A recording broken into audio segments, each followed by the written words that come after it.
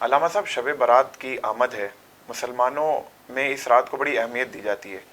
آپ سے سوال یہ ہے کہ اس رات کے بارے میں حضور علیہ الصلوۃ والسلام کی کیا تعلیمات ہیں، اس رات کو کس طرح گزارا جائے، فالوئنگ ڈے کو کس طرح گزارا جائے، اور سنا ہے کچھ لوگوں کی اس رات میں بھی دعائیں قبول نہیں ہوتی، وہ کون لوگ ہوتے ہیں؟ ذرا اس پر بات کیجیے۔ بسم اللہ الرحمن الرحیم۔ ندیم بھائی، نبی کریم صلی اللہ علیہ وسلم کی تعلیمات شب برات کے حوالے سے بھی ہے۔ شب کہتے ہیں رات کو، یعنی 15ویں شعبان کی رات، بدھ کی رات جو بھی آ رہی ہے، اور دن کے حوالے سے بھی ہے۔ آپ علیہ السلام کی حدیث مبارکہ ہے، راوی سیدنا علی المرتضیٰ رضی اللہ تعالی عنہ ہیں، اور ترمذی شریف کی روایت ہے۔ ترمذی صحاح ستہ یعنی حدیث کی مشہور جو 6 کتابیں ہیں جن کا درجہ سب سے زیادہ ہے، تو اس میں یہ روایت ہے ترمذی کے اندر۔ خلاصہ یہ ہے کہ آپ علیہ السلام نے فرمایا کہ اس رات میں قیام کرو اور دن کا روزہ رکھو۔ اس رات غروب آفتاب کے بعد اللہ تبارک و تعالی آسمان دنیا پر تجلی فرماتا ہے، اور فرماتا ہے کہ ہے کوئی مغفرت طلب کرنے والا کہ اس کی بخشش کر دوں، ہے کوئی روزی کا طلبگار کہ اس کو رزق عطا کروں، ہے کوئی مصیبت زدہ کہ اس کو عافیت دے دوں، ہے کوئی ایسا، ہے کوئی ویسا۔ نبی کریم صلی اللہ علیہ وسلم کی اس حدیث مبارکہ کے اندر پہلو تو کافی سارے ہیں، لیکن جو واضح چیزیں ہیں، سب سے پہلی بات تو یہ کہ آپ علیہ السلام نے شب براءت میں ہمیں قیام کی ترغیب ارشاد فرمائی، اور یہ نفل قیام ہے، کیونکہ نماز مغرب اور نماز عشاء تو ہم نے لازمی طور پر ادا کرنی ہی ہے، اب اس کے بعد نوافل کا اہتمام کرنا ہے۔ یہی وجہ ہے کہ بزرگان دین علیہ رحمہ کا یہ معمول ہے کہ وہ 6 نوافل کا بالخصوص اہتمام کیا کرتے، صلاۃ التسبیح کا اہتمام کیا کرتے، اور رات میں کثیر نوافل ادا کیا کرتے۔ اور آپ دیکھیے کہ کتنی پیاری نیتیں اس کے اندر کی جاتی ہیں کہ اے اللہ، ہمیں 2 رکعت ادا کی جاتی ہیں اس نیت کے ساتھ کہ ہمیں مخلوق کی محتاجی سے بچا لے، 2 نوافل ادا کی جاتے ہیں کہ ہمیں درازی عمر بالخیر عطا فرما، اور 2 نوافل اس نیت سے بھی ادا کی جاتے ہیں کہ اے اللہ، ہر قسم کی وبا اور آزمائش و مصیبتوں سے ہمیں محفوظ فرما۔ تو بات یہ ہے کہ آپ علیہ السلام کا فرمان ہے قیام کرو، اور ایک امتی کو اور کیا چاہیے، ٹھیک ہے نا؟ نبی کریم صلی اللہ علیہ وسلم سے عشق و محبت کا تقاضا یہ ہے کہ ہمیں اس رات میں ہر لمحے کی قدر کرتے ہوئے کوشش کرنی چاہیے کہ قیام کے اندر اس کو گزاریں۔ دوسرا یہ کہ آپ علیہ السلام نے فرمایا روزہ رکھا جائے، ٹھیک ہے؟ اور جو خوش نصیب جب رات بھر قیام کرتے ہیں تو عام طور پر ان کو یہ توفیق بھی نصیب ہو جاتی ہے کہ وہ دن کے اندر روزہ رکھتے ہیں۔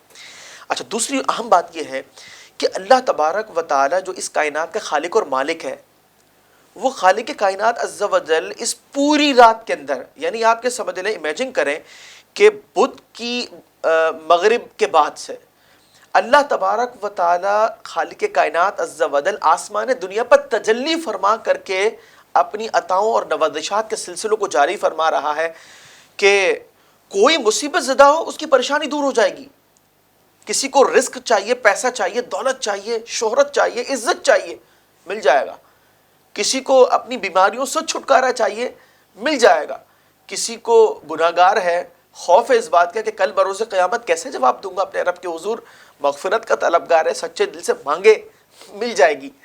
تو کتنا بڑا یہ ایک انعام کا موقع ہے، اور بس آپ کے سمجھ لیں کہ جس طرح آپ دنیا کے اندر عام طور پر ہم دیکھتے ہیں کہ جب کوئی ایسا موقع آتا ہے جس کے اندر انسان کو یہ ہوتا ہے کہ شاید میری زندگی بدل جائے گی، مجھے وہ کچھ مل جائے گا جو شاید میں ساری زندگی کبھی نہ پا سکوں، ٹھیک ہے؟ تو آپ یہ سمجھ لیں کہ وہی موقع آنے والا ہے، جو مانگے گا مل جائے گا۔ اولاد چاہیے، اولاد نرینہ چاہیے، والدین کی صحتیابی چاہیے، اپنی درازی عمر بچوں کے ساتھ خوشحال گھرانہ چاہیے، لڑائی جھگڑوں سے نجات چاہیے، قرض کے بوجھ تلے دبے ہیں چھٹکارا چاہیے، جو چاہیے مانگے ملے گا۔ تو اس کا مطلب یہ کہ گولڈن چانس ہے، گولڈن چانس ہے جس کو کہتے ہیں نا کچا سونا، تو وہ والا معاملہ ہے، اس کو ایک لمحہ بھی مس نہیں کرنا۔ اور ایک حدیث میں آپ کو بتاؤں کہ اس رات کے اندر نوازشات کا آپ کو اندازہ ہوگا، اور ساتھ میں یہ بھی بتانا ہے کہ وہ جو لوگ ہیں جن کی مغفرت نہیں ہوتی ان کے بارے میں بھی بات کرنی ہے۔ سیدنا جبریل علیہ السلام آپ علیہ السلام کی خدمت میں حاضر ہوئے، اور راویہ حضرت عائشہ صدیقہ رضی اللہ تعالی عنہا ہے، الترغیب الترہیب کی روایت ہے، فرمایا کہ یا رسول اللہ صلی اللہ علیہ وسلم، اللہ تبارک و تعالی اس رات بنو کلب کی بکریوں کے بالوں سے زیادہ مغفرت فرماتا ہے۔ اب بنو کلب کون ہے؟ عرب کے اندر ایک قبیلہ بنو کلب بڑا مشہور تھا، ان کے پاس بکریاں سب سے زیادہ تھیں، ٹھیک ہے. اب آپ غور کریں کہ بنو کلب کی بکریوں کے بالوں سے زیادہ اللہ تبارک و تعالیٰ مغفرت فرما رہا ہے. ایک بکری کے بال کاؤنٹ کریں تو اس کا مطلب یہ کہ اللہ تعالیٰ لا تعداد لوگوں کی مغفرت فرمائے گا اس رات میں، لیکن چند لوگ وہ ہیں جو محروم ہیں. اور ہمیں تلاش کرنا اپنے آپ کو، کہیں ہم تو اس میں نہیں. ایک وہ جو شرک کرتا ہے، مشرکین محروم ہیں. دوسرا وہ جو بغض رکھتا ہے دل کے اندر. آج آپ دیکھیں خاندانوں کے اندر خواتین ہوں، مرد حضرات ہوں، بچوں تک میں یہ چیز منتقل ہو چکی ہے کہ جناب فلاں صحیح نہیں ہے، ٹھیک ہے نا. اسی طریقے سے جو قطع تعلق رکھتے ہیں، بھئی ہمارا تمہارا رشتہ ختم. ارے یہ بولنا بڑا آسان ہے، لیکن اس کا انجام یہ ہے کہ اس مبارک رات کے اندر بھی ایسے شخص کی مغفرت نہیں ہوتی. اللہ اکبر. پھر جو عادی شرابی ہے، ٹھیک ہے نا، اور آپ جانتے ہیں کہ جب بندہ بروں کی صحبت اختیار کرتا تو پھر ویسا بن جاتا ہے. جو متکبر شخص ہے، تکبر سے تہبند لٹکانا اس دور کے اندر بڑی مشہور اور واضح علامت تھی. آج کے دور کے اندر بھی ایک شخص بڑا لائف سٹائل اس کا بہترین ہے اور دل کے اندر اپنے آپ کو وہ بہت بڑا سمجھتا ہے. نہیں، اس رات ایسے شخص کی بخشش نہیں ہوتی. عبداللہ بن عمر رضی اللہ تعالیٰ عنہ کی روایت کے اندر قاتل کا بھی تذکرہ ہے.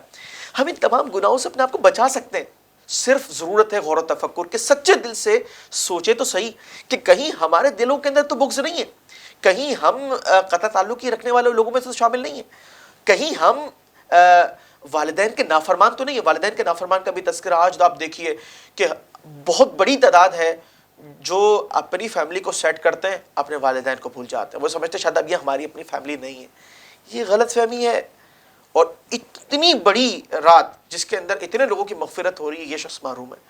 تو خلاصہ کلام یہ ہے، ہم اپنے آپ کو بچائیں، نہ والدین کی نافرمانی کریں، نہ قطع تعلقی کریں، نہ شراب کے قریب جائیں، نہ تکبر اختیار کریں، نہ لوگوں کے لیے اپنے دلوں کے اندر بغض رکھیں، اور پھر اللہ تعالیٰ سے سچے دل کے ساتھ طلب کریں اللہ بخشش فرما دے. دنیا کے اندر بھی رزق کی فراوانی عطا فرما. اس وبا سے، کرونا وائرس سے ہمیں بچا لے، قوم کو بچا لے. صرف اپنا بھلا نہ چاہیں، سب کے لیے دعا کریں. اور امید کرتا ہوں، بلکہ میں آپ کو یہاں ایک آخری بات کی عرض کروں، اللہ تعالیٰ جس کے ساتھ بھلائی کا ارادہ فرماتا اس کو دین کی سمجھ بوجھ عطا کرتا. اللہ سے یہ طلب کریں اللہ مجھے بھی ایسا بنا دے کہ میں بھی قرآن سمجھوں، مجھے بھی ایسا بنا دے کہ میں آپ علیہ السلام کی احادیث پڑھوں، سمجھوں، اپنی لائف کو سیٹ کروں اور دوسروں کی زندگیوں کے اندر ایک بہترین تبدیلی پیدا کروں. اللہ سے یہ طلب کریں. یہ مانگنے کی رات ہے. 10 شوال المکرم سے درس نظامی عالم کورس کی کلاسز سٹارٹ ہوتی ہیں. اس کے اندر اپنی شمولیت کو یقینی بنائیں. خواتین بھی یہ کورس کر سکتی ہیں، مرد حضرات بھی کر سکتے ہیں. اگر ہم اس چیز کو اختیار کر لیں تو زندگی ایسی ہو جائے گی کہ اللہ تبارک و تعالی ہر لمحے میں سکون داخل فرما دے گا، اور پھر اس کے بعد اس سے مزیدار اور کوئی لائف نہیں ہو سکتی. خلق السحاب وخلق الماء خلق الشمس في الفضاء سبحان خالق الحياة